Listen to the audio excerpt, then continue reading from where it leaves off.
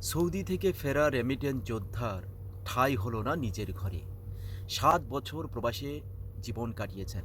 সারা জীবনের কষ্টার্জিত অর্থ পরিবারে পাঠানোর পরও দেশে ফিরে নিজের জন্য জায়গা হলো না। এমনই করুণ পরিণতি হয়েছে ফেনীর পরশুরাম উপজেলার পশ্চিম সাহেবনগর গ্রামের ৪২ বছরের রেমিটেন্স যোদ্ধা আব্দুল হকের। সোমবার ১৬ ডিসেম্বর সন্ধ্যায় ফ্লাই দুবাইয়ের একটি ফ্লাইটে সৌদি আরব থেকে দেশে ফেরেন আব্দুল হক। দীর্ঘদিন অসুস্থতায় জর্জরিত এই প্রবাসী বিমানবন্দরে স্ত্রী সন্তানের অপেক্ষায় ছিলেন, কিন্তু তাদের দেখা না পেয়ে হতাশ হয়ে airport arm police battalion APBN এর কাছে সাহায্য চান। পিবিএন অফিস থেকে তার পরিবারের সাথে যোগাযোগ করা হলে তাদের প্রক্রিয়া হৃদয় বিদারক। তারা সাফ জানিয়ে দেন আব্দুল হকের দায়িত্ব নেওয়ার মতো কেউ নেই পরিবারে, এমনকি তাকে ফিরিয়ে নেওয়ার জন্য কেউ বিমানবন্দরে আসতে রাজি হয়নি।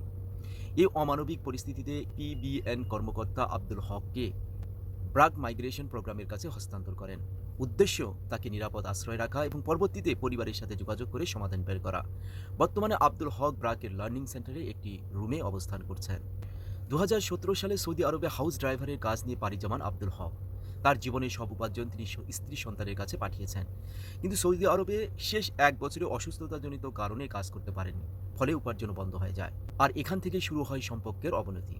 অভিমানের কারণেই দীর্ঘ ১ বছর ধরে তিনি তার পরিবারের সাথে যোগাযোগ করেননি, কিন্তু দেশে ফিরে নিজেই যখন পরিবারের কাছে পৌঁছানোর চেষ্টা করলেন, তখন সেই পরিবারই তার থেকে মুখ ফিরিয়ে নিল। আব্দুল হকের গল্প এক করুণ বাস্তবতার প্রতিচ্ছবি। প্রবাসীরা দেশের অর্থনীতির মূল চালিকা শক্তি। তাদের ঘাম রক্তে দেশের রেমিটেন্স আয় বৃদ্ধি পায়, পরিবারের জীবনমান উন্নত হয়। অথচ নিজের পরিবারেই যদি তারা আশ্রয় না পান, তবে তাদের আর্থিক ও মানসিক সংগ্রামের মূল্য কোথায়?